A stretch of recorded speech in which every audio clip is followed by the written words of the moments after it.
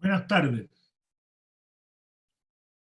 Continuamos hoy con nuestro ciclo dedicado a pensar una política que, a pesar de los desacuerdos, pueda llegar a acuerdos buenos posibles. Hoy conversa con nosotros dos personas que han pensado la situación política desde sus puntos de vista. Carlos Ruiz Encina, un sociólogo de raíz marxista y muy abierto al diálogo político y social. Hugo Herrera es un filósofo de la política y podríamos decir de orientación liberal, más cercano a la derecha y también, como Carlos Ruiz, abierto al buen diálogo. Tenerlos con nosotros esta tarde es una buena oportunidad para pensar sobre el presente y el horizonte político y social de nuestro país.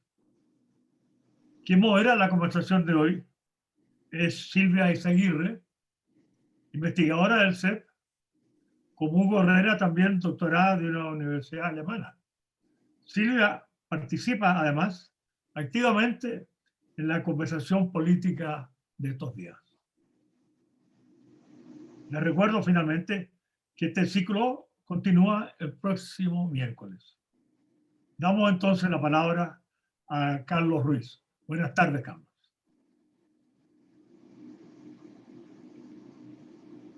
Buenas tardes. Estamos aquí de nuevo en el CEP conversando, bueno, por esta modalidad en todo caso, no como otras veces que hemos estado ahí en el auditorium. La verdad es que confieso, y se lo comentaba a Hugo antes de empezar, que nosotros quizás no seamos los más indicados para expresar las limitaciones de cómo llegar a los acuerdos políticos que puedan conducir a una salida en la crisis nacional en que estamos. Porque no somos precisamente directamente actores políticos, sino que básicamente somos intelectuales que estamos vinculados a los procesos políticos, y yo diría que a veces se nos escucha más o a veces se nos escucha menos, digamos. También hay un problema de cuánto se nos escucha en la política. Pero desde ese punto de vista, por lo menos podríamos, poder esa condición, por lo menos tratar de colaborar en este dilema, digamos, que tenemos hoy. Yo brevemente quisiera comentar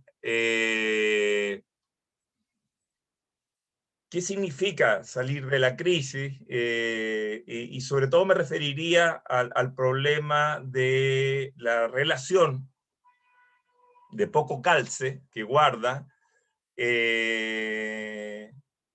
los cambios sociales, una sociedad que ha vivido un proceso en las últimas décadas de agudos cambios sociales y culturales, y por otro lado, una institucionalidad que a mí vista por lo menos aparece bastante desencajada ante ese tipo de cambios sociales, y por lo tanto con un déficit de representación de esos cambios, con un déficit de la capacidad de procesamiento de las demandas, de las expectativas, de la frustración y por lo tanto de los conflictos que plantean esos cambios, y esto conduce entonces a una situación de, para ponerlo en términos de Ulrich Beck, digamos, de desborde de lo político. Desde ahí yo haría alguna aproximación un poco a, por lo menos en la idea de problematizar lo que podría ser el estallido, la salida de la crisis. Yo partiría señalando una cuestión, y es que el estallido, a diferencia de lo que es la tradición latinoamericana, lo que llamamos acá el estallido, digamos, el 18 de octubre, no coincide con una crisis política, tampoco coincide con una crisis económica, si por ejemplo comparamos con lo que ocurrió en Argentina en el 2001, otro momento, si la polaridad política no está ni cerca de estar en el nivel en que se sitúa la polarización social que vimos que se expresó, digamos, de una manera tan contundente. Después, incluso de alguna manera, se tensiona más la esfera política, pero incluso no llega, ni siquiera hoy alcanza el nivel de polarización social que estamos viviendo en el país. Y tampoco es un problema de crisis económica que haya estallado. Básicamente yo diría que la crisis económica se empieza, o la situación económica se empieza a complejizar mucho más con la pandemia, digamos. Es decir, es una crisis eminentemente social, con los modos de reproducción que han ido social, desde las condiciones de la vida cotidiana, etcétera, que han ido tomando cada vez más forma, yo diría contradictoria, bajo procesos muy agudos de privatización y de mercantilización de la reproducción social, que generan una serie, un mundo de incertidumbre, que incluso se proyectan como crisis de racionalidad, de descomposición de las instituciones tradicionales, como la familia y otras, y también, por supuesto, en una pérdida de legitimidad generalizada de las élites, de todo tipo, élites empresariales, élites políticas, élites eclesiásticas, élites militares, policíacas, judiciales, etc. Yo por ahí decía, se salvan los bomberos nomás, lo decía otro día. Entonces, esto termina por instalar una situación de creciente abismo entre política y sociedad, por decirlo de algún modo. Es un abismo ante el cual me interesa enfatizar, yo diría, no se salva a nadie. Esto es importante apuntarlo. No es privativo de uno u otro sector político. Yo creo que el gobierno cayó en una imagen muy torpe de atribuirle esto a ciertos sectores de la política. Incluso conozco algunos parlamentarios por ahí que los llamaba como para que pudieran parar. Chadwick los llamaba para que pudieran detener lo que estaba pasando en la Plaza Italia.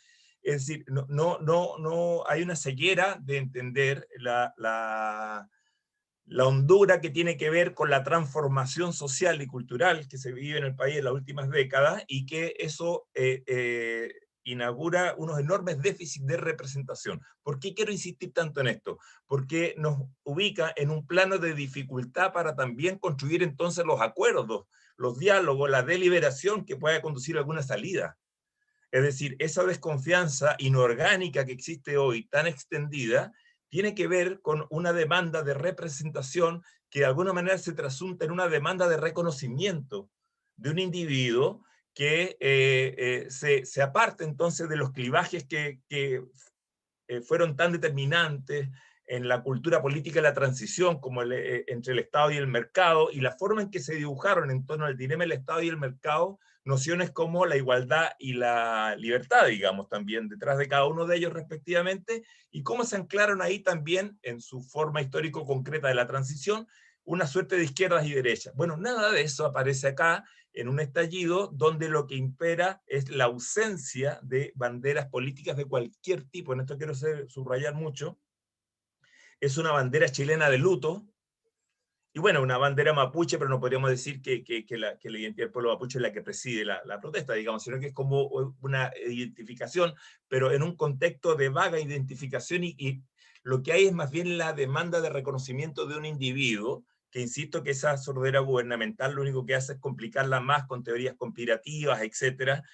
Si existieran centros desde los cuales se estuviese dirigiendo todo esto, quizás habría sido más fácil resolverlo sencillamente, y con lo que chocan es que realmente es con la tosudez de darse cuenta realmente de la hondura que tiene esto, con una geografía social, con un paisaje social que ha mutado profundamente del Chile que estábamos acostumbrados a ver. Con esto agrego entonces que de alguna manera se disuelven las bases sociales tradicionales, si ustedes quieren, de sustentación de proyectos políticos. Y la política se quedó atrasada apelando a esas bases. Yo diría que sobre todo dos grandes prototípicos sectores de la estructura social chilena, como era la clase obrera industrial, y por otro lado aquella clase media que podríamos llamar desarrollista, que era el profesional empleado en el Estado, a cargo de la expansión de los servicios sociales estatales y de las empresas estatales, etc. Ese profesional desarrollista, todo eso desaparece. Y entre medio aparece un enjambre de nuevos grupos que es necesario actualizar, que no tienen reconocimiento en la institucionalidad que tarda mucho, disculpen, en ponerse a tono con esta situación, y entonces se agrava el déficit de representación que tiene en este rato esta explosión de la sociedad chilena, sencillamente.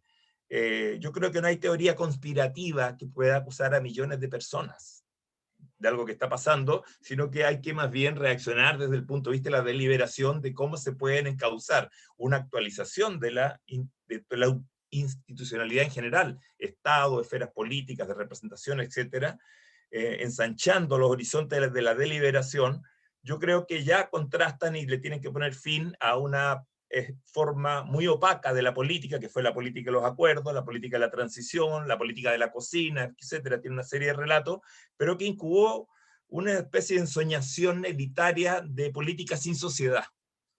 Eso creo que ya está absolutamente acabado, y en este rato yo creo que, al contrario, los déficits de representación deberían ser de preocupación de todos, sencillamente porque lo que terminan es consagrando la posibilidad de que lo que se instale sea una especie de, yo lo llamaba así el otro día en una columna, esta especie de capitalismo de opiniones que emerge con tanta fuerza, y que cuesta tanto organizar, digamos, desde la propia protesta, y que puede terminar trasuntando todo en una especie de epidemia más bien de tipo nihilista, que también es un riesgo ante la situación en que estamos, que puede permitir el avance de aventuras autoritarias de uno u otro signo.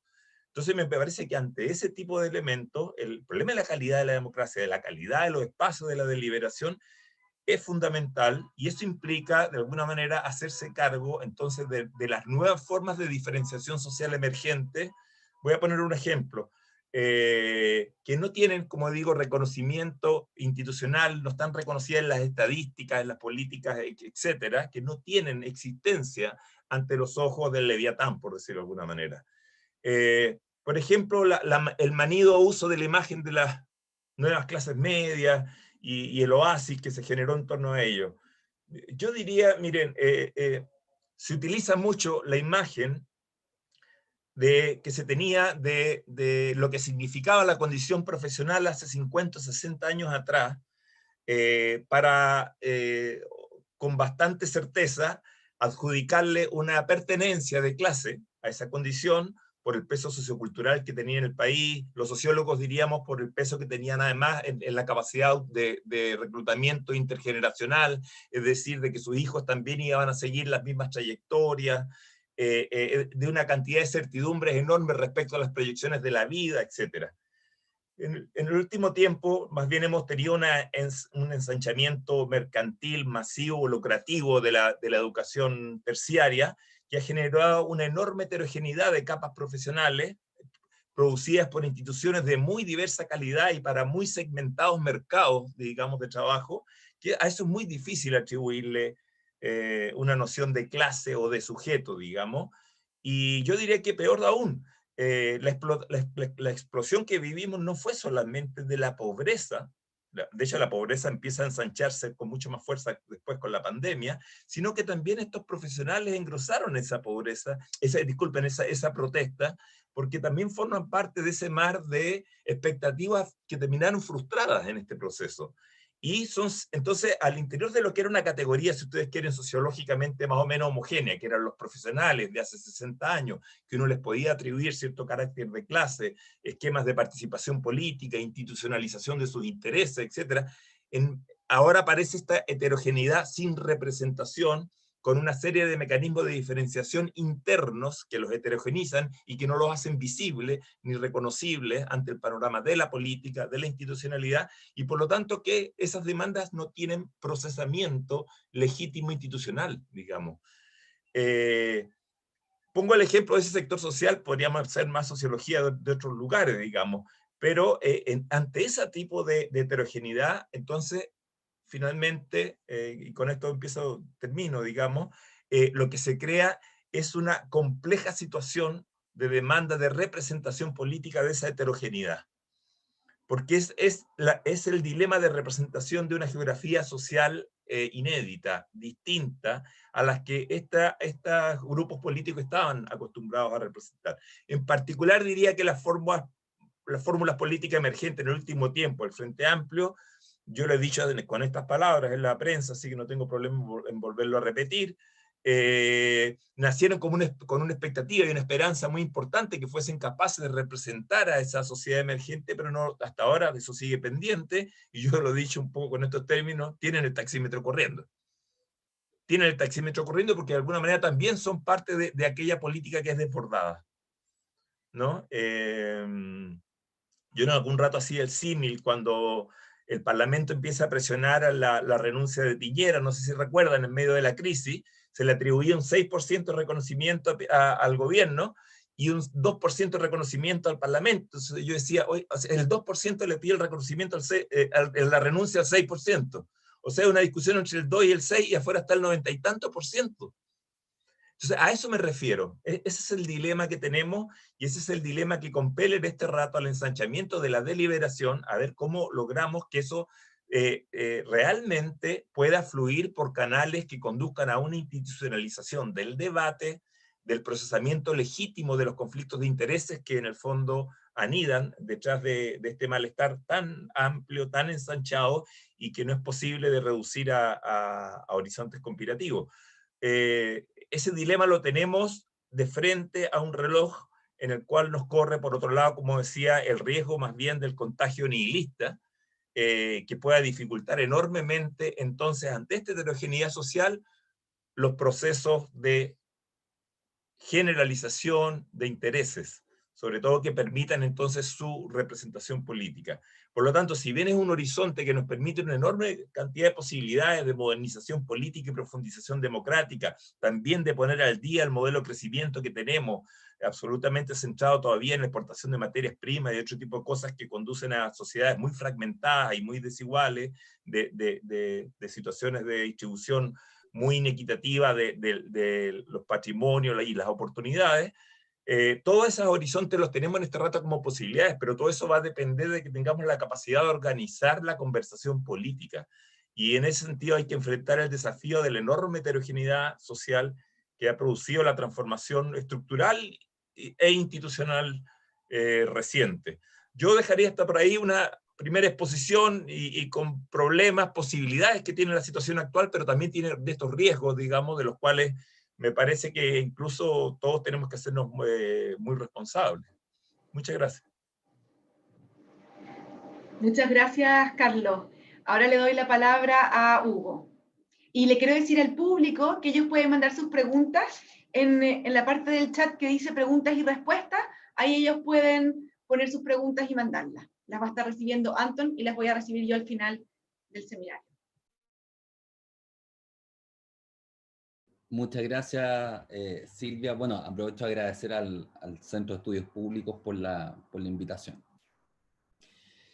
A ver, la política, me parece, está afectada persistentemente por una tensión polar perpetua.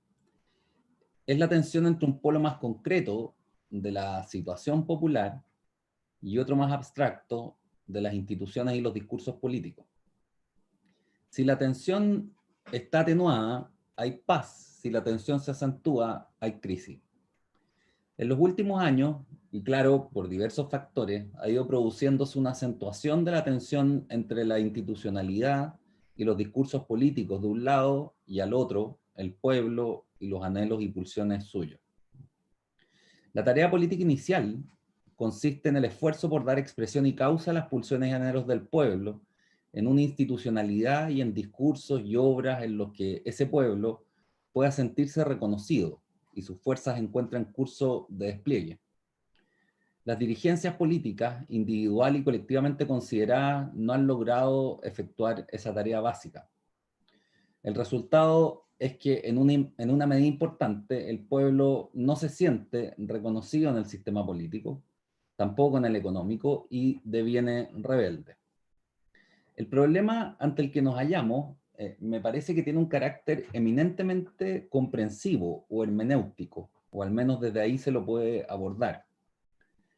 Nuevas clases o agrupaciones sociales, nuevos sentimientos, nuevas demandas irrumpen en la vida del país sin que parezcan hallar reconocimiento adecuado en esa institucionalidad ni en los discursos políticos dominantes. Se discute si la crisis, claro, es provocada por minorías bien organizadas, si expresión de juventudes dando rienda suelta a sus deseos inmediatos, si manifestación de sectores pequeños burgueses agobiados. Hay dudas sobre el grado de rechazo al modelo, si se pretende una revuelta o estamos en los inicios de una revolución. Me parece que el asunto se zanja en una medida decisiva con la eficacia, bueno, o con la ineficacia, de los actos de quienes están llamados a comprender y conducir el acontecimiento.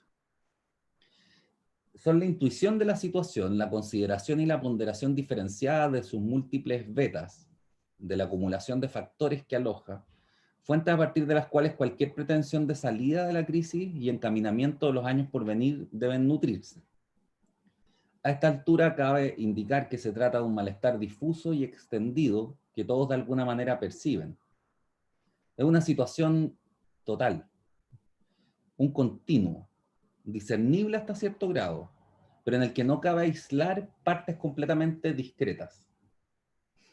La teoría política advierte algo que muchos políticos, periodistas y analistas parecen estar descubriendo hoy, que el pueblo no es una cosa, no es un objeto determinable, sino mucho más acontecimiento. Él acusa un dinamismo que lo vuelve inatrapable en conceptos y fórmulas fijas, según los cuales se determina y comprende objetos o cosas.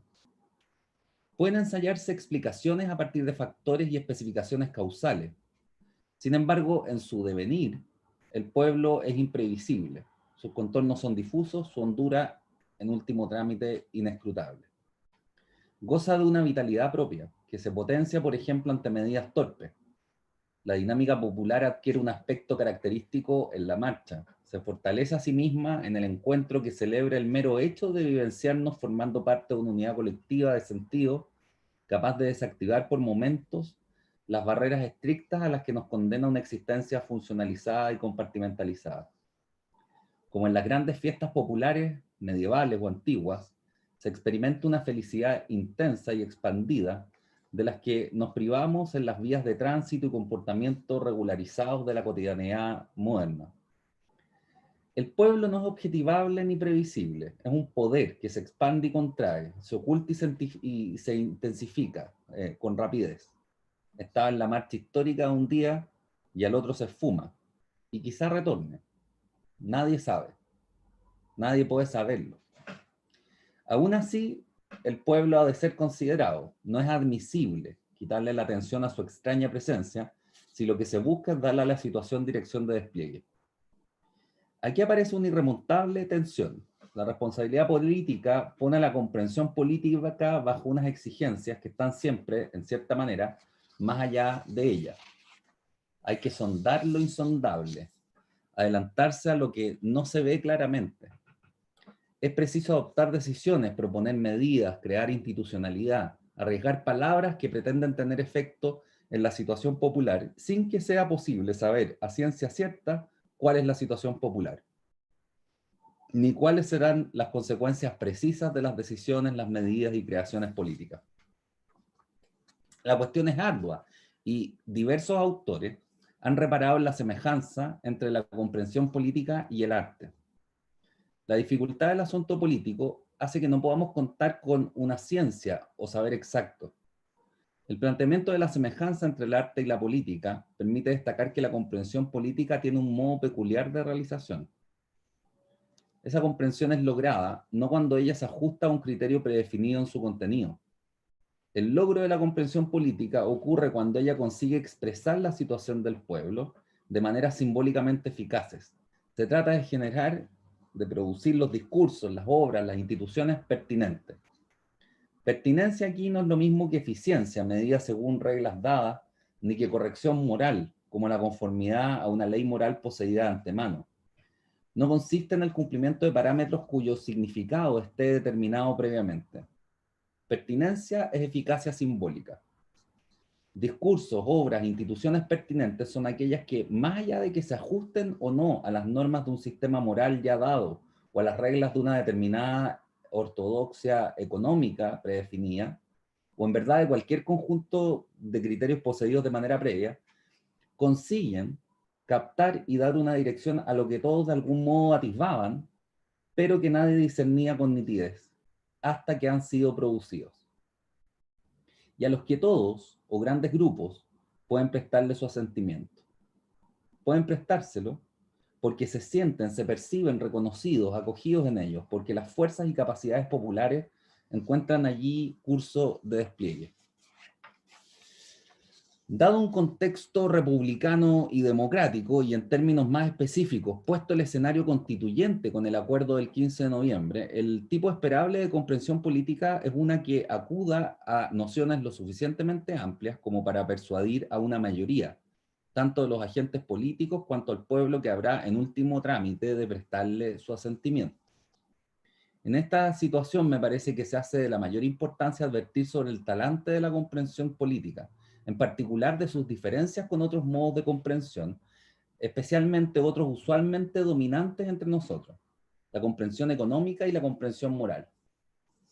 La comprensión política se discierne de esas maneras de comprensión en la medida en que asume una tarea previa a la corrección moral o a la utilidad económica, a saber, la de producir legitimidad. Se requiere captar lo inefable y darle curso de despliegue. Proponer las medidas, las instituciones, obras y palabras que hagan sentido en la situación popular, que le brinden cauce de despliegue a las capacidades populares y puedan así generar el asentimiento de los vinculados por las nociones propuestas. El orden político en forma depende de su capacidad de producir legitimidad. Recién sobre esa legitimidad inicial es posible esperar el florecimiento de los demás campos de la vida nacional. El modo específico de logro o cumplimiento de la comprensión política es distinto al de la consideración de resultados económicos. El éxito económico se mide según valores empíricamente contrastables y cuantitativos prefijados. La comprensión técnico-económica no entra, por sus propias restricciones metodológicas, en la cualidad y la hondura de sentido experimentado internamente por los individuos, y en las experiencias de significado que se alcanzan en la pertenencia a contextos y procesos comunitarios. Para una racionalidad económica de tipo liberal como la dominante en nuestro contexto, las preferencias individuales son en principio indiferentes, no admiten ser diferenciadas según su cualidad o mérito inherente, de tal suerte que, por ejemplo, la acumulación de preferencias alienadas que en el futuro decantarán en una crisis, no puede ser advertida por este tipo de racionalidad. La funcionalidad del pensamiento económico neoliberal le impide atender a sí mismo a la realización de aspectos de la existencia humana específicamente políticos, como la libertad y la paz, la participación colectiva, la solidaridad. No tiene sentido preguntar aquí cuánto valen. Por cierto, una crisis económica sí puede desencadenar una crisis política. Economía y política se tocan, pero el bienestar económico no coincide necesariamente con el bienestar político. En 1968, la generación comparativamente más rica en la entera historia de la humanidad inició una revuelta de amplios alcances en los países más desarrollados, dando al traste con la mentalidad burguesa de la generación inmediatamente anterior. Y nuestro país nunca había estado en mejor situación económica, comparativamente, que en la época actual. Y ahí están las marchas y el movimiento más grande en décadas. Al revés, en una situación de crisis política profunda y persistente, la economía se verá dañada. Un orden político legítimo es la condición necesaria de un despliegue nacional, cultural, educativo, también económico. Al revés, un orden económico determinado no basta para producir legitimidad. Debe discutirse en este sentido la tesis de Milton Friedman, a la cual se tiende a ceñir un sector aún dominante en la derecha chilena, de que un orden económico neoliberal es la base de un orden político adecuado. El asunto parece ser mucho más al revés. Tampoco se deja entender bien la política a partir de criterios predefinidos según reglas morales. En la izquierda académica y frente amplista, la he llamado, se ha extendido una doctrina conforme a la cual la plenitud política y humana es identificada con una praxis público-deliberativa deslindada de lo que se entiende como intereses egoístas o puramente individuales. Se propone favorecer e intensificar a la deliberación pública por medio del desplazamiento coactivo y total del mercado de áreas enteras de la vida social. Esta es la propuesta del profesor Fernando Adria. El mercado es entendido como un contexto institucional inmoral, campo de egoísmo, el mundo de Caín, de la despreocupación por el otro. No se atiende críticamente, sin embargo, a que la deliberación pública es un modo de interacción racionalizante, o sea, tiene ciertos alcances, pero también ciertos límites. En ella vale en principio lo general, en tanto que pública, ella es una forma de interacción ocular, de la vista, escrutadora, hostil a lo oscuro, lo nuevo, a las pulsiones difícilmente presentables, a la radical intimidad que poseen también los individuos. Ella permite una cierta plenitud, sacrificando otros aspectos del despliegue humano. Es incapaz de incorporar plena e inequívocamente en su generalidad visual e inquisitiva al ser humano concreto su carácter no solo visualizable, sino arcano. Lo incorpora, pero también lo excluye. La propuesta de esa izquierda se halla, además, me parece, en tensión con el principio republicano de la división institucional del poder social, entre una esfera estatal y otra civil fuertes. El desplazamiento coactivo del mercado de áreas enteras de la vida social, idealmente de todas, dada su inmoralidad como institución, coincide con la acumulación del control de todos los recursos económicos disponibles en manos del Estado. La realización de la propuesta culmina en un sistema de concentración del poder en un dispositivo incompatible con aquello que no es generalizable, con lo insondable de la existencia humana, tanto individual como colectiva, con el dinamismo y las intensas fuerzas concretas que no son simplemente pasables por el rasero de lo que resulta universalmente admisible a la multitud de los ojos escrutadores. O sea, ambos discursos, me atrevo a indicar, son demasiado abstractos como para esperar de ellos que se dé expresión eficaz al pueblo concreto en su territorio. A un pueblo cuyas exigencias son crecientemente complejas, variables, a un pueblo dinámico, la encarnación de fuerzas y pulsiones, de inclinaciones y deseos que se muestran a la vez que se esconden. Libertad e igualdad, aumento de la capacidad de consumo y jubilaciones razonables, sistemas de transporte veloces y eficientes a la vez que naturalidad, encuentros festivos y crítica ácida por las redes sociales, nostalgias de una comunidad perdida y afán de distanciamiento, rabia violenta y añoranzas de vecindarios amigables, vértigo reformista y búsqueda de seguridad. La lista podría alargarse, las tensiones empero se mantienen. ¿Cómo brindarles expresión? Las tensiones evidencian el doble carácter de los individuos y del pueblo que constituyen. Dos caras constan, una visible, otra invisible, una escrutable, otra misteriosa, una hacia afuera, otra hacia adentro. En ese carácter dual radica la posibilidad de discernir al pueblo y a los individuos, tanto como la imposibilidad de discernirlo. La posibilidad de darle expresión institucional a las pulsiones y anhelos populares, a la vez que la imposibilidad de brindarles expresión estable en instituciones pétreas, cerradas al dinamismo que emerge desde el fondo sin fondo, que es el pueblo y es cada individuo. De ahí el talante artístico de la comprensión política, puesta en la tarea de atención renovada a ese dinamismo popular emergente. De allí la imposibilidad de comprender pertinentemente la existencia política por medio de discursos y reglas cuyos contenidos queden definidos de antemano.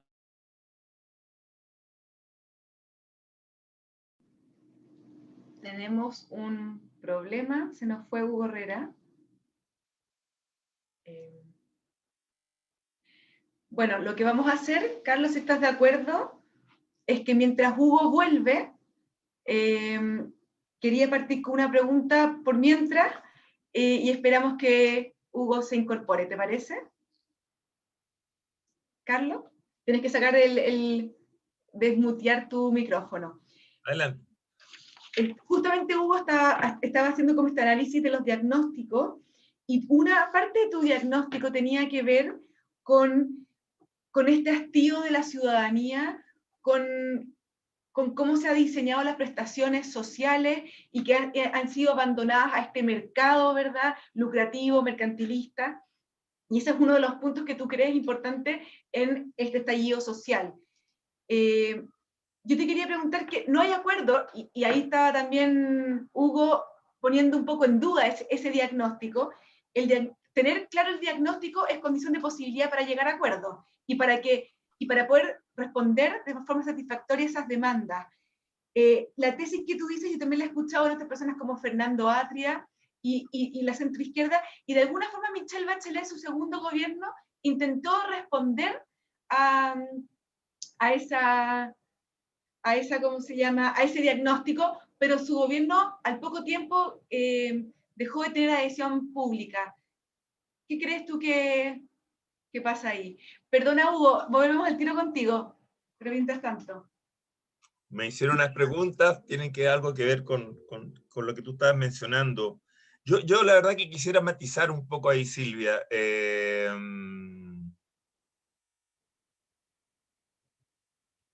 Yo lo que dije, y además lo he escrito, yo no he hecho ninguna crítica moral al mercado, digamos, y además cuando me refería sobre todo a la privatización y al hecho de que se constituyan zonas de la reproducción social en una forma lucrativa que genera una crisis de racionalidad, no significa una especie de crítica a la propiedad privada, digamos. Me gustaría separar esos dos ámbitos.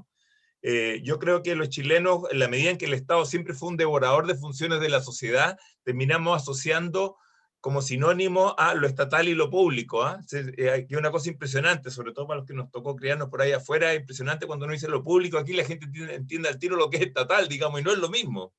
No es lo mismo, yo creo que va a hacer mucha falta, yo creo que una de las grandes demandas es la reconstrucción de una esfera realmente pública, o sea, esta es una transición que se hizo sin reconstruir una polis.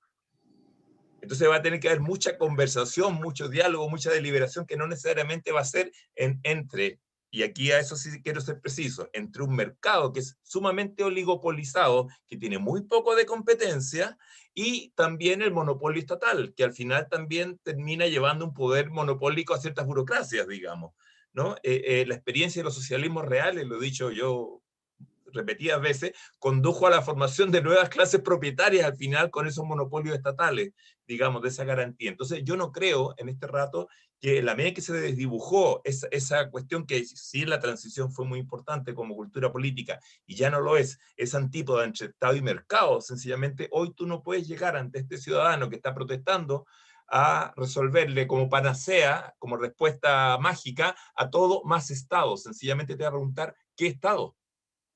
Porque yo, a ver, para ponerlo en términos más concretos, la crisis del agua que hubo en Osorno hace poco antes del estallido, Pickering.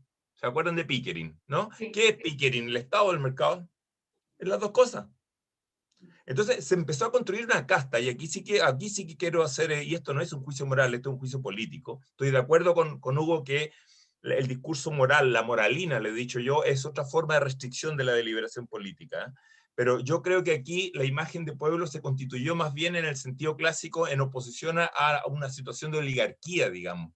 Más que las típicas luchas de clase, en este caso es una situación heterogénea socialmente que se opone a la forma en que se monopolizan las oportunidades, pero una élite que se empieza a empalmar, una élite del sí y del no, diría yo. Por eso que se hacen tan difusas las identidades políticas y que manipulan las oportunidades, que entonces con la mano izquierda te maneja el Estado y con la mano derecha te maneja la empresa privada, que la licita el mismo Estado, que es el subsecretario que después se pone al frente de la empresa. Entonces, eso estalló. Y eso es, yo te diría que entonces, ante este individuo, la respuesta no va a ser más Estado en todo, porque este individuo al mismo tiempo que te demanda derechos sociales universales, lo cual podría ser más protección estatal, etcétera, te demanda también mayor libertad individual. Y la izquierda, por lo menos en su talante histórico, tiene una dificultad enorme de lidiar con el dilema de la autonomía individual. O sea, lo que nosotros conocimos históricamente, por lo menos digo, no como generación nosotros, pero que digamos en el siglo XX, como proyectos de igualdad, fueron procesos de socialización forzada. Es decir, la libertad era de alguna manera un elemento a pagar como precio por conseguir la igualdad, sencillamente. Hoy eso no funciona, me parece a mí, para este individuo. Por eso creo que estamos delante de una nueva geografía social, insisto. Quiero insistir en esa cuestión. Y yo creo que en ese sentido la crítica moral a lo privado no funciona. Y de alguna manera incluso la empresa se podría entender, incluso la empresa privada me refiero, como una forma legítima de organización de la sociedad civil, por ejemplo. Me gustaría entenderla así, pero no las situaciones oligopólicas que tenemos ahora. Entonces, cuando se habla de mercado, yo reclamaría, me encantaría ver competencia, pero ahora, si pudiésemos realumbrar a Adam Smith, yo creo que viene a Chile y se asoma ante esta situación y se asusta, digamos, ¿no? Porque la paradoja que hay aquí es que el discurso del emprendimiento y el mérito no funcionan. Ese es el problema. Entonces yo creo que eso es lo que estalló, quizá. Pero estoy de acuerdo con eso, que ante este individuo, llegarle con el recetario, aprovecho de ver a Hugo ahora que está de vuelta, digamos, de a más Estado como la solución mágica a todo, digamos, por el inmoral mercado. No. Yo diría que esta situación tiene poco incluso de mercado, ¿eh? Vino un economista de Chicago y dijo: el problema de Chile no es que sea neoliberal, es que acá no hay capitalismo, es decir, falta justamente competencia, falta mercado, falta una mayor regulación. Hugo, te quiero dar la palabra para que termines tu presentación, pero también que te refieras a esta pregunta que le hice a Carlos, que tiene que ver con el diagnóstico. Si no tenemos claridad respecto del diagnóstico, probablemente con mucha dificultad vamos a llegar a los acuerdos. Y yo veo que ahí tenemos un problema diagnóstico en un fenómeno clave que tiene que ver que, por una parte, la izquierda ha interpretado que, de alguna forma, que la provisión de los servicios públicos tiene que ser dada más bien por el Estado y restringida del mercado. Otra posibilidad es lo que decía Carlos ahora, que más que Estado o mercado, tiene que ser con una mayor regulación de manera tal que sea universal y sea justa y equitativa para todos, que no tiene por qué ser provista por el Estado, pero hay quienes no ven ahí el problema. Y uno lo observa en la discusión parlamentaria, que muchos proyectos se estancan porque unos no quieren, digamos, por ejemplo, el acceso universal a la cuna, se vota en contra. ¿Por qué? Porque ¿quién lo va a proveer?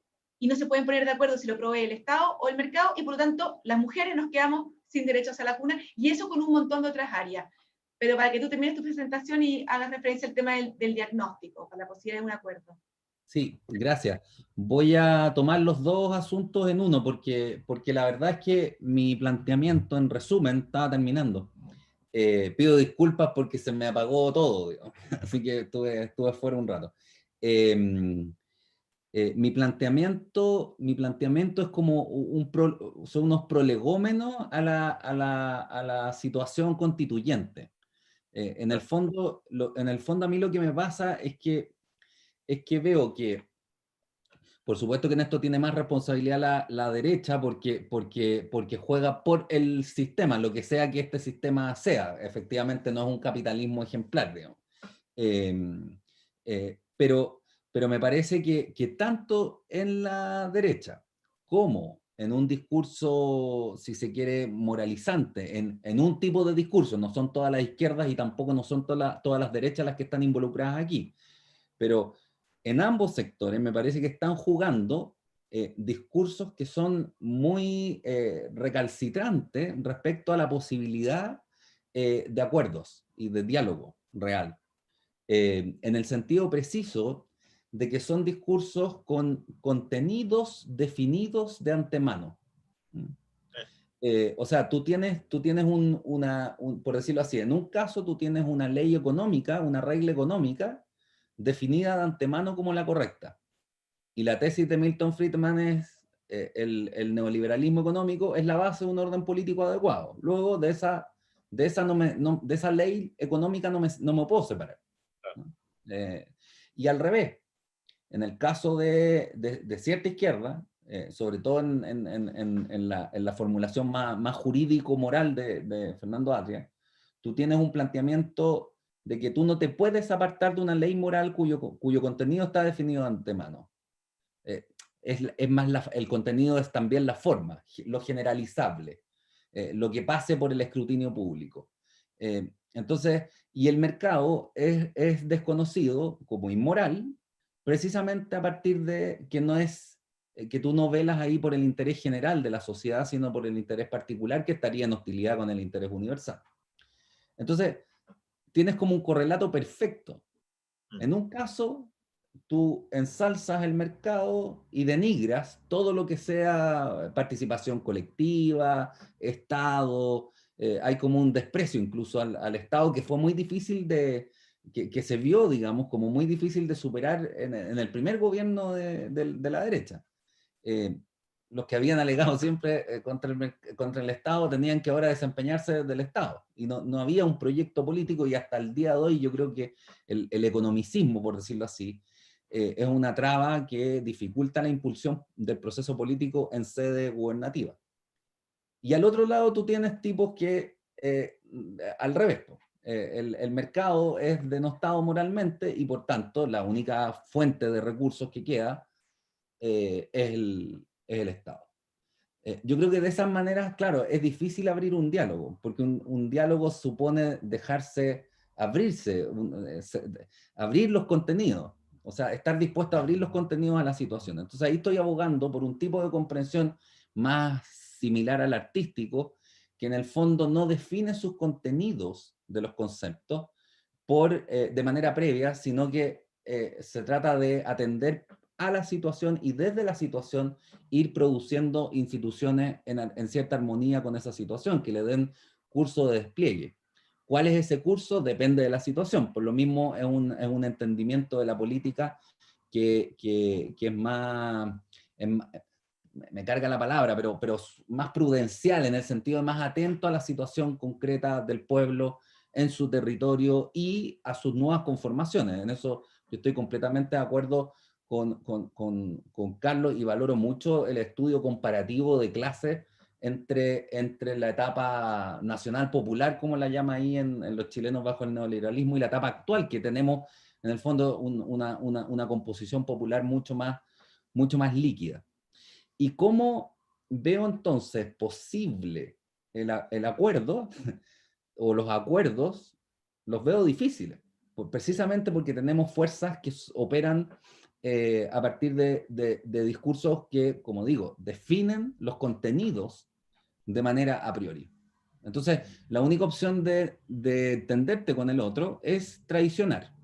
Eres traidor, eres populista, eres de la cocina, todos los epítetos imaginables se ciernen sobre, no sé, por decir algo, sobre Giorgio Jackson o sobre Mario Desbordes, digamos. Uno es traidor, el otro, bueno, también traidor, y por distintas razones.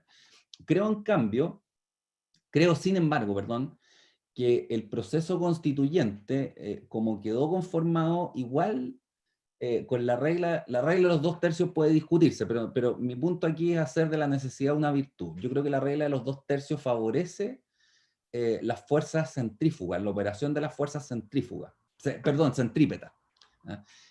Porque es imposible en la práctica que por decir algo, digamos, Jadwe se ponga de acuerdo con José Antonio Kast. Esto no va a ser ahí en que se va a articular la discusión. Yo creo que el primer paso de la Asamblea Constituyente, si me las doy de pitonizo, va a ser precisamente la conformación de los 2/3. O sea, ese va a ser el primer acto real de poder, si es que todo transcurre como está estipulado. Esto es política y podría pasar cualquier cosa, pero en principio me parece que la constitución de los 2/3 es el acto, por decirlo así, fundacional de la Asamblea. ¿Quiénes van a concurrir ahí y quiénes se van a restar? Eso es fundamental. Entonces, uno tiene en la derecha fuerzas muy fuertes que van a tratar de velar por el canon económico. El que sea. El canon económico chileno efectivamente es bien particular porque hay un entramado ahí de grupos de interés que pasan por neoliberales, pero que en rigor están defendiendo un mercado oligopólico, que eso es lo más antiliberal que hay. Desde Montesquieu y todos los grandes Locke, digamos, tenían claro que la división del poder es la garantía de la libertad, y eso aplica en todos los ámbitos. Entonces vas a tener una oposición. Y en la izquierda también vas a tener una oposición. Entonces el punto es que si no hay 2/3, si no se forma esa alianza, esa entidad, por decirlo así, el proceso constituyente se vuelve inviable. Entonces la pregunta que hay que hacerse es ¿qué fuerzas prevalecerán? ¿Las centrípetas o las centrífugas?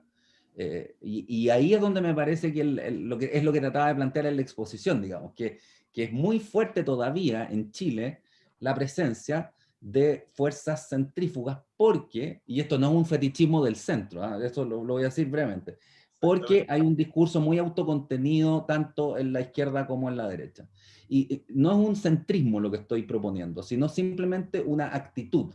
Tú, para deliberar políticamente, tienes que estar dispuesto a esbozar argumentos y a dejarte convencer, sobre todo en momentos constituyentes, bajo la premisa de que el orden que tenemos que hacer funcionar es un orden que en principio debiera resultar plausible para todos.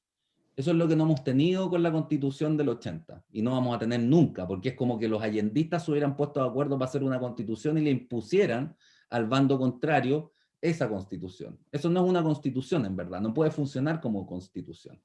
Y por lo mismo, es menester abrirse al otro. En ese sentido hablo de centro. en esa misma línea, te doy el tiro de la palabra, Carlos, pero quería agregarle un pelo más a la sopa. O sea, los dos han estado de acuerdo de alguna forma de este eje tensional, que es como muy clásico, de la derecha con la izquierda, que tiene que ver con el rol del Estado y el rol del mercado.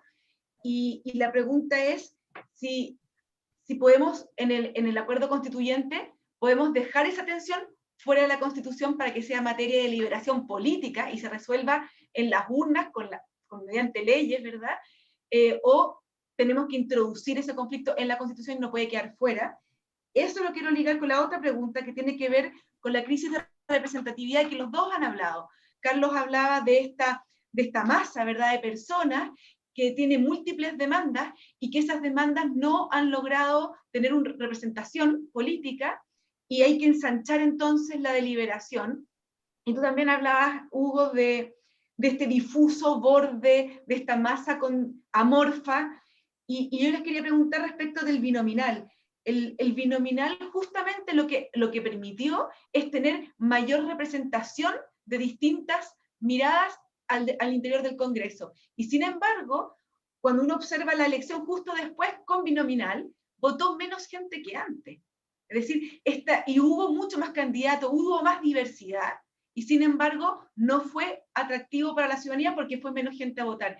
¿Cómo podemos lograr, cómo resolver, por una parte, esta tensión que va a haber para hacer la Constitución que requiere grandes acuerdos, y la tensión Estado y mercado, y por otra parte, cómo lograr que esta masa enorme de ciudadanos pueda encontrar un cauce institucional con representantes o con personas que los representen?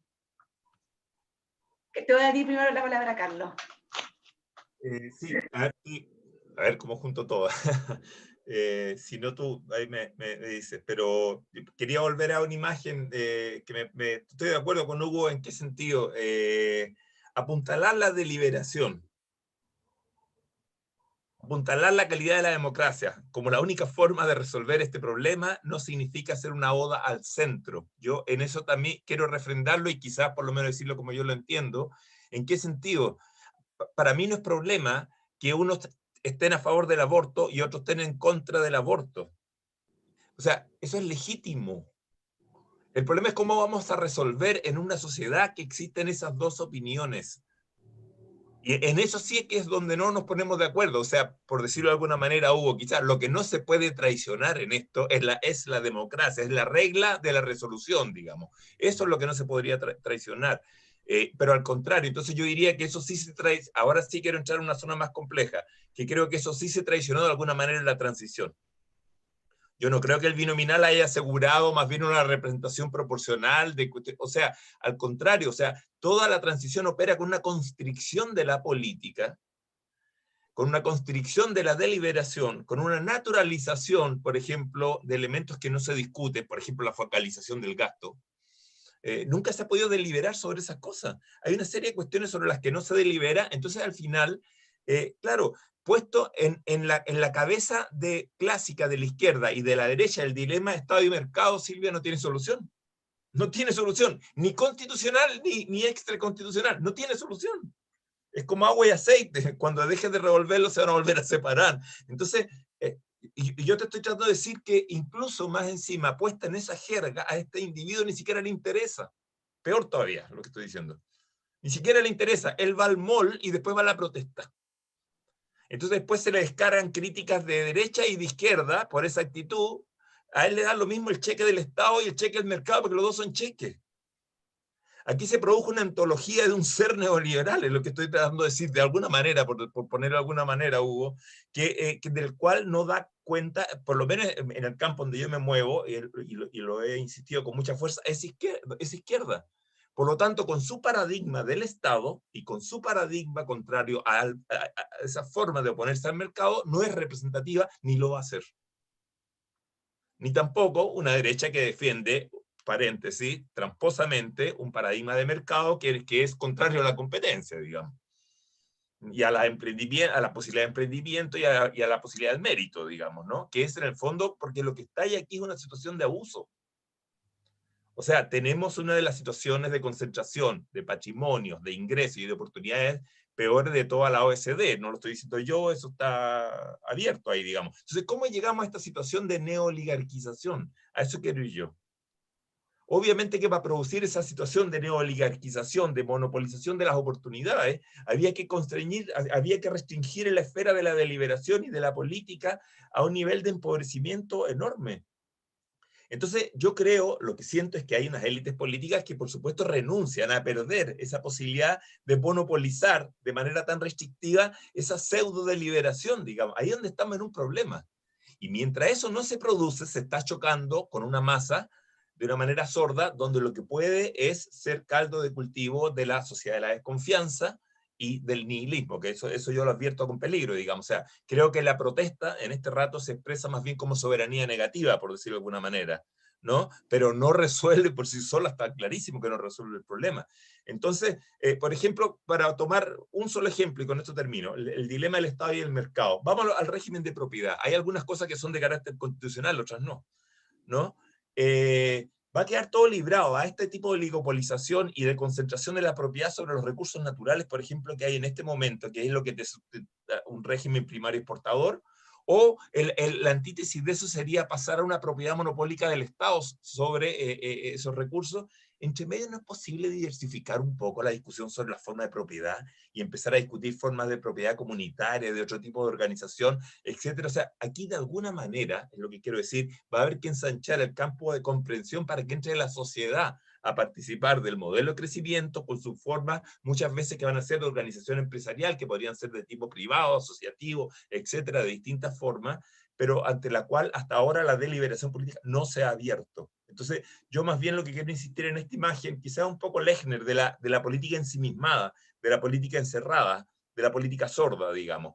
Esa política se ha quedado encerrada en un 2% peleando con un presidente que está con un 6%, a eso voy yo. Esa política no tiene posibilidad de resolver, de ayudarnos a salir de esta crisis. Ahí vamos a seguir dando bandazos más bien en la imagen que tú hacías de las fuerzas, en este caso centrífuga, digamos, ¿no? O sea, vamos a seguir todo el rato en esa antítesis de Estado-mercado que no tiene solución, porque es la negación total del otro. Entonces, permíteme decirlo de esta manera quizás un poco cruda. O sea, la única forma en que yo pueda realizar cierto paradigma es que eche por lo menos más de 1 millón de chilenos fuera del país. ¿Ah? Ese sería mi paradigma de izquierda, como también fue el paradigma de derecha de echar más de 1 millón de chilenos del país, digamos, y matar a otros cientos de miles, digamos, porque si no, no puede coexistir esta cuestión. Entonces, yo creo que no hemos terminado de hacer una revisión quizás de toda la situación histórica que produce y que arrastramos como sociedad no reconciliada a llegar a este punto si estamos de nuevo en estas discusiones del Estado y el mercado, y lo inmoral que pueden ser uno u A o B, digamos, depende de quién mire, digamos, ¿no? Entonces, eso, claro, eso no tiene solución, ni en una situación constituyente, ni en una situación deliberativa parlamentaria, etcétera. Se opera bajo esas constricciones. Entonces, yo creo que quizás más bien lo que no se puede traicionar aquí, como insisto, es la voluntad de ir a acuerdos que no son de ningún modo preconcebidos, que no están preconcebidos, y hay que estar abierto a que la situación de una deliberación abierta, transparente, lo resuelva.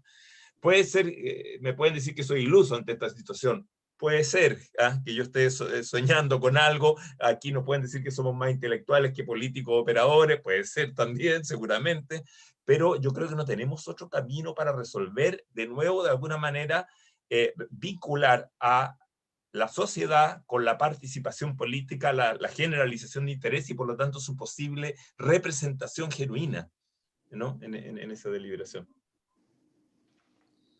Y Sí, Hugo, ¿tú cómo lo ves tú? ¿Crees tú que los partidos están conscientes de esto o son parte del problema precisamente?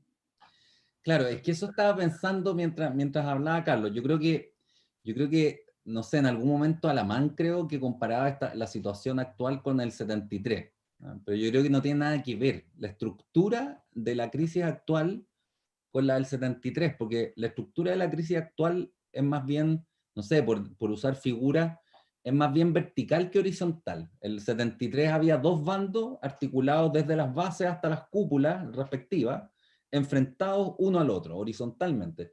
Hoy día lo que tenemos es que la élite devino oligárquica en el sentido que se desarraigó de la situación popular.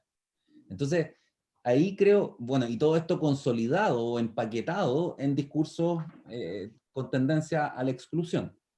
Entonces, es ahí que veo la dificultad en la capacidad de las élites actuales de producir legitimidad.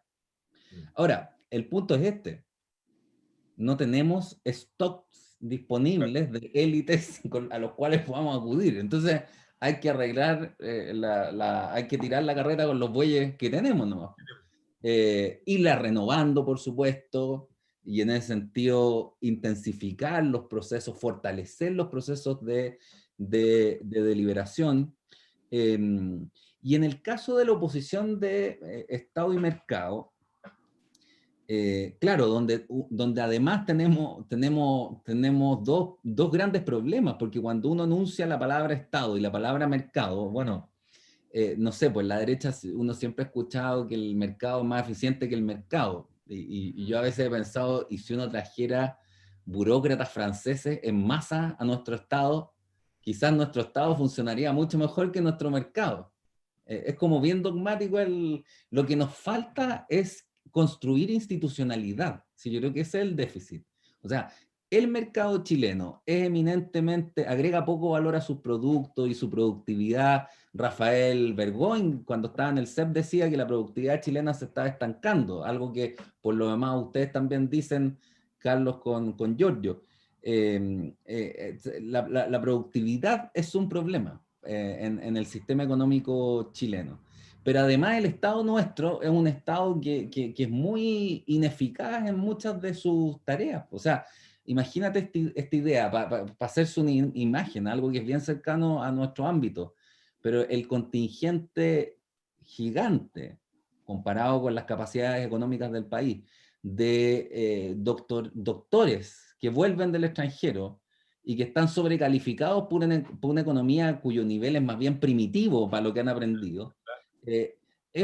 Uno dice, ¿y en qué malgastaron la plata entonces? Pues porque deberían haber tenido programado un plan de integración a la industria, fomento a la industria. O sea, el Estado mismo cuando opera en algo tan importante como la formación de capital humano avanzado, no previó que iba a estar contratando proletariado intelectual. Además, con los riesgos que eso tiene, hay que preguntarse, hay que leer a Alberto Edwards para ver el riesgo que eso significa en la historia del país. Yo no abandonaría el principio, sin embargo, en la discusión... Cognitariado. Claro. Yo no abandonaría el principio en la discusión constituyente, que por lo demás es lo más probable que ocurra, de tratar de ponernos de acuerdo efectivamente sobre nuevas maneras, pero los ejes sobre los que tenemos que partir son los conocidos, son Estado y mercado, efectivamente. Pero, perdón, haciendo un argumento político para destacar tanto la importancia del Estado, porque no hay somos de la cara, lo que traté de decir, somos de la cara hacia afuera, o sea, somos políticos y llevamos a la política en nosotros ya como lenguaje. O sea, tenemos una esfera colectiva y el Estado tiene que hacerse cargo de esa dimensión, pero también somos de la cara hacia adentro y la intimidad y los lazos, queremos estar un poco fuera del rango de manejo del poder político. Entonces, en ese sentido, un mercado fuerte es también importante porque es una esfera de contrapoder al poder del Estado. No estoy defendiendo al mercado como más eficiente, digo, políticamente es importante que haya una esfera social o civil apoyada en recursos independientes del Estado. Es por eso que me interesa aquí el mercado. Ahora, dicho eso, creo que la tarea perpetua es repensar las maneras de organizar el Estado y el mercado, porque efectivamente hay múltiples áreas en el pequeño campesinado, por ejemplo, la importancia que tendrían y que tienen, de hecho, las cooperativas, u otras formas de organización de la propiedad sobre las empresas, podrían aportar no solo mayor dinamismo, sino mayor legitimidad del mercado. Y eso creo que es una tarea en la que los defensores más acérrimos del mercado no se han inquietado, digamos, no les interesa porque parece que hay también intereses envueltos en el asunto. Y me parece que con el Estado pasa algo parecido. Pues. El Estado a muchos les resulta un botín que hay que capturar, y la preocupación por la construcción de institucionalidad. ¿Sí? La diferencia entre un país desarrollado y uno subdesarrollado es que el subdesarrollado tiene que gastar mucho más recursos porque no tiene instituciones adecuadas. ¿Por qué gastamos toda esa cantidad, por volver al ejemplo de los doctorados en el extranjero, toda esa cantidad de plata en mandar chilenos a países de primer mundo, a consumir en el primer mundo, lo que es mucho más caro que en Chile, y a dejar sus recursos en universidades extranjeras? Bueno, porque en Chile no estaban las capacidades. Hoy día ha mejorado un poco, pero al final esto se replica en todas las áreas. Es la falta de densidad institucional. Entonces, creo que esa visión como estratégica falta tanto en la derecha como en la izquierda. La idea de que tanto el mercado chileno como el Estado son deficitarios en el sentido de su fragilidad institucional. Por último, en el tema de cómo convertir, cómo construir legitimidad, yo creo que hay un asunto que es fundamental y que los santiaguinos pierden de vista, ¿no? Que es el territorio. Creo que ahí el territorio podría volverse un método de legitimación de las estructuras políticas, en la medida precisa en que tú con un regionalismo político fuerte bajas un peldaño rápidamente y le das salida a problemas que no van a tener salida, sino que solo se van a acumular mientras las autoridades competentes, o sea, con facultad para resolver los problemas, no vivan donde ocurren los problemas. O sea, el conflicto mapuche no va a tener solución. Bueno, podría tenerla si los mapuches empiezan a poner, grupos organizados empiezan a hacer manifestaciones y atentados en Santiago. El IRA condujo al proceso de paz en Irlanda del Norte cuando empezó a poner bombas en Londres. ¿No? En Irlanda no tenía sentido poner bombas porque no le importaba el sistema político. Estoy diciendo algo brutal, ¿eh? pero quiero reparar en el carácter territorial de la política, y ese carácter territorial ha sido perdido de vista por el sistema político. No existe institucionalidad territorial en Chile. El problema de las regiones es que los intendentes no tienen poder para casi nada. Entonces tienen que ir esa figura extraña de los delegados presidenciales a solucionar los problemas de la zona de sacrificio, de los mapuches, pero no lo solucionan, porque no viven ahí, entonces no les afecta. Voy a tomar preguntas del público. Acá tengo una pregunta de Camilo, que dice: desde la recuperación de la democracia primaron consensos técnicos y políticos. El horizonte de posibilidad era más estrecho y moderado. Con el estallido, la sociedad civil exige ampliar el pensamiento y la acción. La política está, en teoría, bien preparada para tramitar con el conflicto, no así la técnica y la tecnocracia. ¿Cuál es el rol que le cabe a la técnica en el proceso? ¿Cómo imaginar el rol de la tecnocracia a partir de aquí en adelante?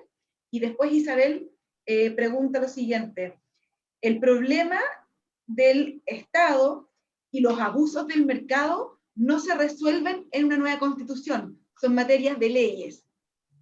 Se han creado altas expectativas de que la constitución va a resolver los problemas que aquejan a los chilenos y va a satisfacer sus necesidades. ¿No creen que estas exageradas altas expectativas que se han creado pueden jugarnos en contra? Carlos, a ti te voy a dar la palabra primero y después Hugo. Antes de entrar en la tecnocracia y de responder también a la gente, yo creo que de alguna manera, como decía, esta es una oportunidad histórica también. Y ahí quizás empiezo por la segunda pregunta.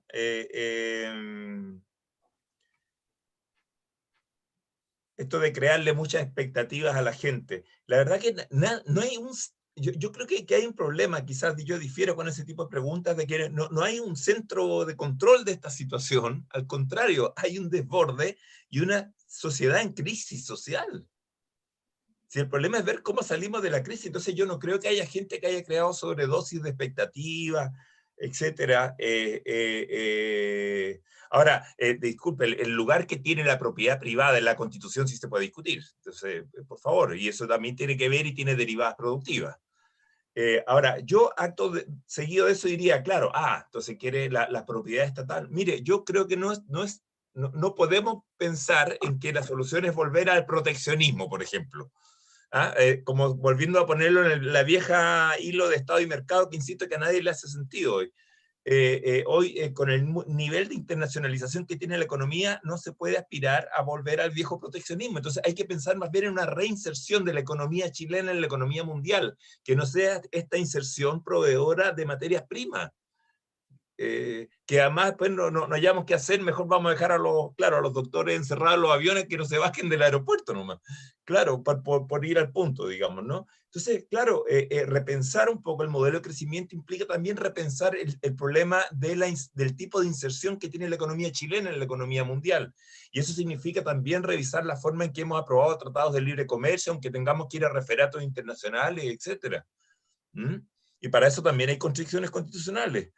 Porque si no vamos a ser eternos proveedores de materias primas, sencillamente, ¿no? Bueno, pero yendo al punto, yo creo que, ojo, yo no sé si imperaron consensos políticos y técnicos que ahora dejarían obsoleto lo técnico, o si que entendí bien.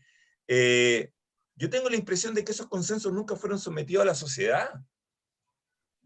Permíteme decirlo así en este rato, ¿dónde estuvo el plebiscito de Ricardo Lagos para aprobar la Constitución nueva? Se supone que es desde el 2005. ¿En qué momento ha sido invocada la sociedad a conversar? Efectivamente. Entonces, yo insisto que aquí lo que ha habido es una restricción de la política que ya no dio más. Que ya no dio más. Y que en el fondo por eso mismo explota la sociedad por fuera de los moldes de procesamiento. El problema es que justamente si no ensanchamos los moldes de procesamiento, entonces eso va a seguir expresándose por fuera. Y ahí es donde hay una geografía, insisto, social distinta, con nuevas formas de desigualdad, nuevas formas de diferenciación, ante la cual los viejos discursos políticos no hacen sentido. No hace sentido. Tú no le puedes seguir hablando de esa clase obrera, que ya no está, ni le puedes seguir hablando de esa clase media, que ya no está. Eso insisto.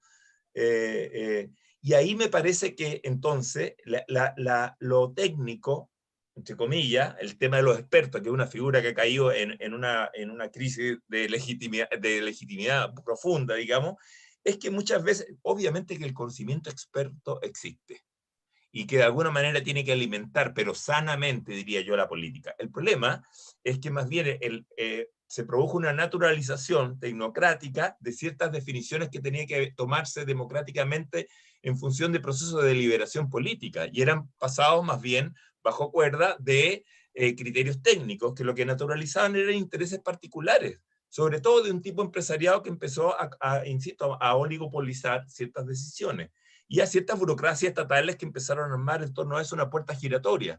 Por eso digo que el estado del mercado no resuelve el dilema, digamos. Entonces, en ese sentido, esas cuestiones tienen que volver a la deliberación. Y entonces también el propio uso del conocimiento experto tiene que ser parte de la deliberación. Es algo que se pone en función de nutrir la deliberación, pero no de sustituirla. Porque de lo contrario, entonces el pensamiento tecnocrático empieza a operar como constricción de la democracia. ¿Me entiendes? Entonces hay un montón de elementos, por ejemplo, con el que se maneja el Banco Central que no se pueden discutir. No se pueden discutir.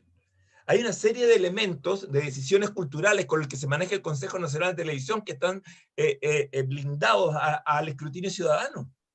Y son decisiones de política cultural en la sociedad, ¿no? Y que son legítimas, que se puedan deliberar, insisto, y que yo también pueda deliberar con gente que no piense igual a mí.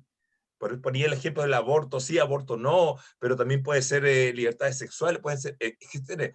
Y hay un individuo mucho más complejo culturalmente en este rato emergiendo, que va a ser mucho más difícil de constreñir en el temor a la regresión autoritaria que primó en los años 90, y que fue lo que básicamente enmudeció a elementos de protesta social o de cualquier tipo, digamos.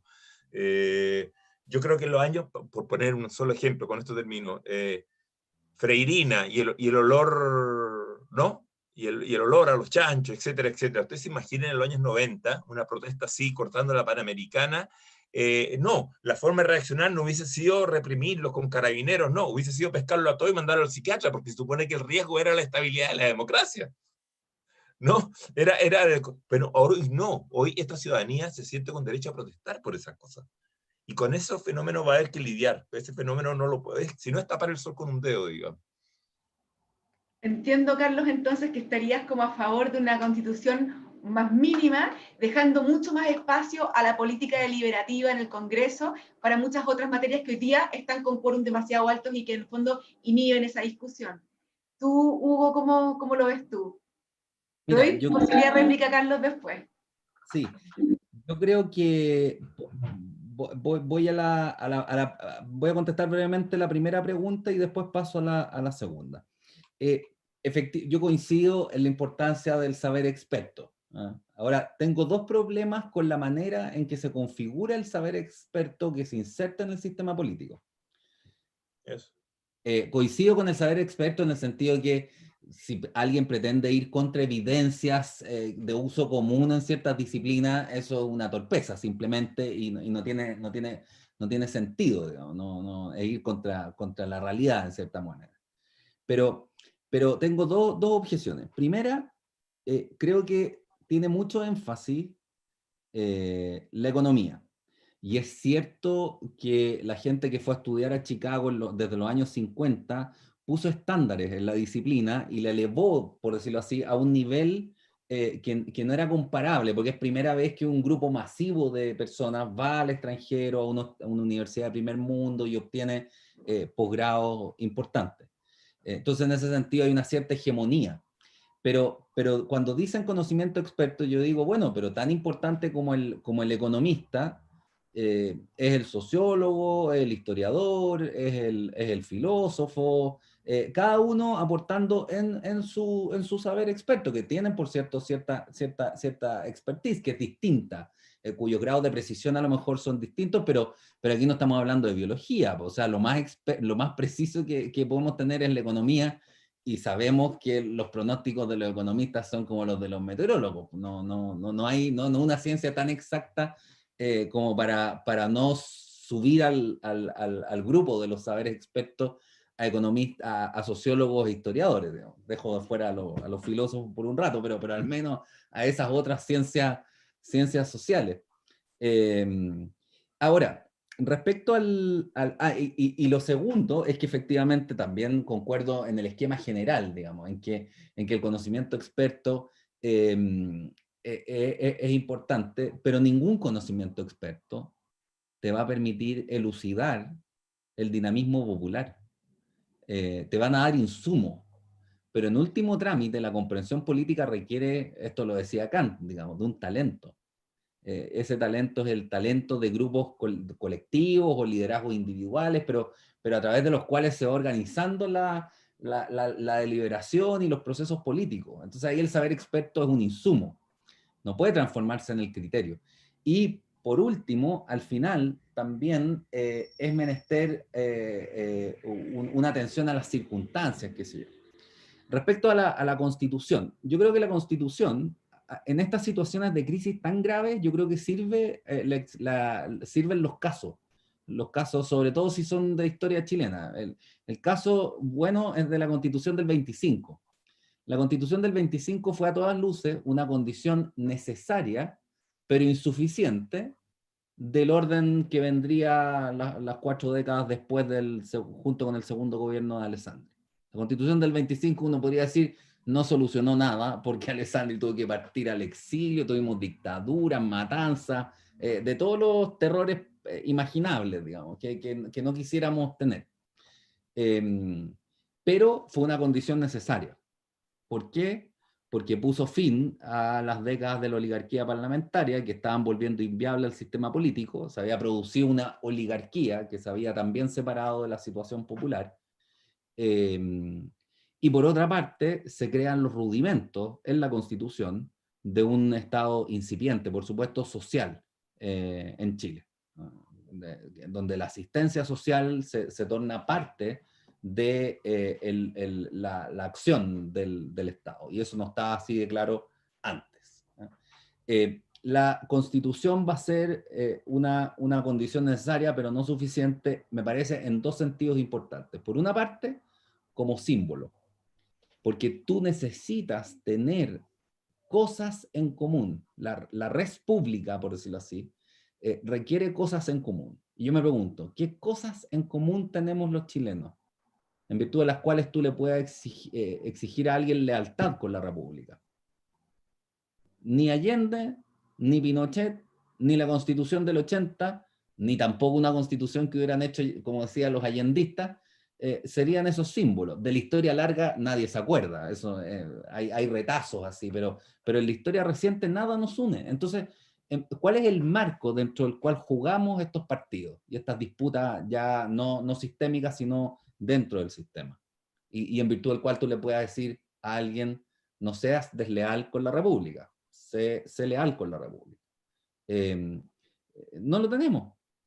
Entonces, en ese sentido, la Constitución me parece que es condición necesaria, aunque no suficiente. Ahora, en un segundo sentido, me parece que es condición necesaria porque hay algunos arreglos fundamentales que hay que hacer. Nosotros tenemos igual una tradición que no es maximalista, así de constituciones hiper expansivas, pero que tampoco es la tradición norteamericana. No nos damos por satisfechos con unos pocos derechos y unas pocas enmiendas, sino que necesitamos un derecho constitucional orgánico más o menos robusto, un derecho constitucional de los derechos humanos, más o menos importante, incluidos los derechos sociales.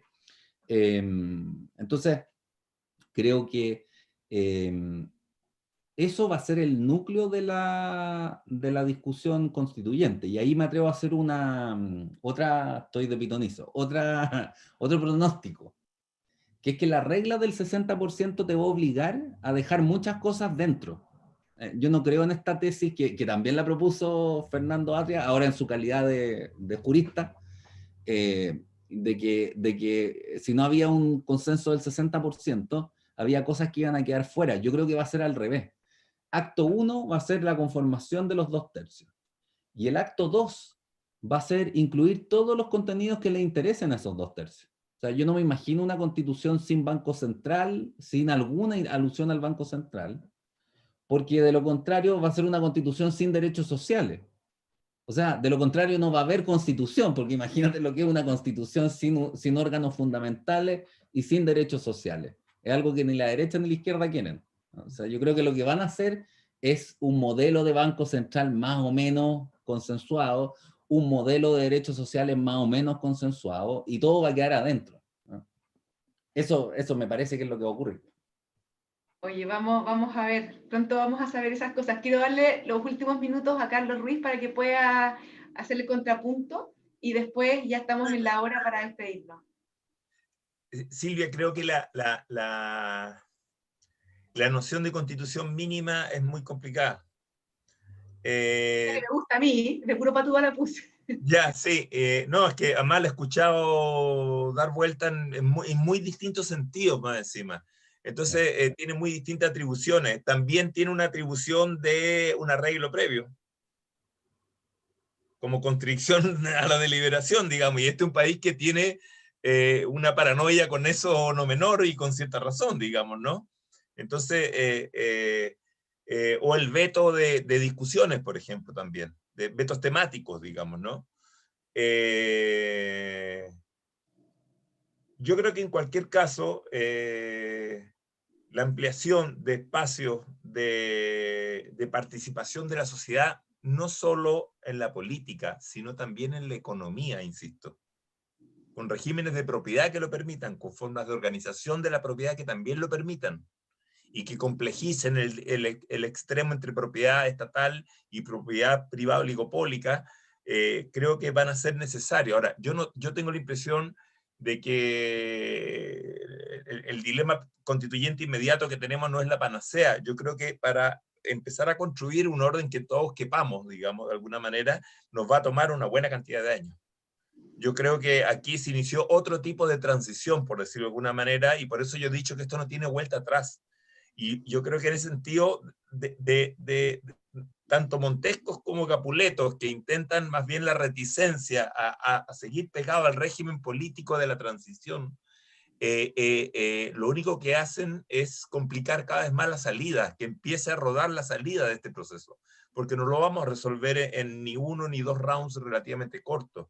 Entonces, en ese sentido, ahí yo sí estaría de acuerdo con, me parece Isabel, ¿no? La que preguntó, Sí. quien preguntó, digamos, que la inflación de expectativas puede ser contraproducente, digamos, y yo creo que vamos a tener que meternos en la idea de un proceso, pero de un proceso más bien que, por eso digo que la palabrita transición ya está muy enredada en este país, pero básicamente va a tener que ver en cómo salir de esta situación tan de neoligarquización en el sentido de poder de pocos, digamos, muy cerrada, de una política muy ensimismada que vaya avanzando hacia allá. Estoy de acuerdo con Hugo que vamos a tener que arar con los bueyes que existen, porque no podemos ir a una ferretería en la esquina y comprar a otra clase política, digamos. Pero yo creo que también en el sentido de que puedan haber mayores oportunidades de renovación y circulación de las élites, y eso tiene abundante literatura, tú lo sabes, yo creo que estas cuestiones también se pueden oxigenar, digamos, ¿no? Se pueden oxigenar entonces los criterios sobre los cuales se pueden entender porque no hay una sola versión de equilibrios macroeconómicos, tú también Silvia lo sabes, ¿no? O sea, podríamos elaborar varias versiones, podemos elaborar varias versiones también de lo que es un banco central y no solo la que hay en Chile. Sencillamente que se naturaliza como la única versión de lo que es un instituto emisor, sencillamente. Pero podríamos, y en eso hay un debate. De hecho, paréntesis, con la propia pandemia se ha generado una discusión sobre el problema de la autonomía de los bancos centrales en Europa. Ustedes la han visto, ¿no? The Economist, etc. Incluso Financial Times hizo algunas alusiones al tema. O sea, entonces, me parece que son situaciones que no pueden estar vedadas de la discusión. Entonces, yo en ese sentido, por lo menos, aclararía la acepción de la idea de lo mínimo, digamos. La deliberación mínima, no. Eso es lo que podría decir. Ok. Entonces, que solo te quería decirte que es una práctica bien expandida la autonomía del Banco Central, pero no en todos los países está en la Constitución esa autonomía, sino que puede ser también materia de ley. Oye, muchas gracias. Quiero agradecerle a Carlos Ruiz, a Hugo Herrera, por esta interesante conversación. Qué gusto poder conversar así con personas que tienen visiones políticas distintas y que ojalá fuera este el ánimo que uno pudiera ver en el Congreso y también en el nuevo desafío que tenemos de la construcción de la Constitución. Yo doy por sentado que va a ganar el apruebo, pero no es así. Y dejarlos invitados al próximo miércoles, ¿verdad, Ernesto? A un nuevo ciclo de crítica y celebración. Ya, yo quiero agradecerte a ti, Silvia, a ti, y también invitarlos a la próxima semana. Van a venir dos mujeres a conversar acá, que son la Andrea Repeto y la Isquia Siches, sobre el acuerdo fiscal económico de junio. Y agradecerle a Carlos Ruiz y a Hugo Herrera, que han mostrado que efectivamente se puede conversar desde una izquierda no cautiva y desde una derecha que sabe deliberar. Es un ejemplo. Condenamos a leer todos los lugares comunes que suelen decir el esfuerzo que han hecho ustedes por establecer ciertas bases que nos permitirán salir de este acuerdo. Yo soy a última hora optimista. Yo creo que vamos a encontrar lentamente una salida. Va a costar por lo menos 10 años. ¿Ya? Voy a ver yo los comienzos y vamos a celebrarlo todo. Gracias a todos. ¿Eh?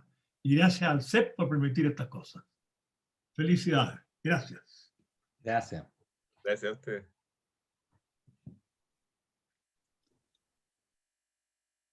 Estamos por el aire, ¿o no?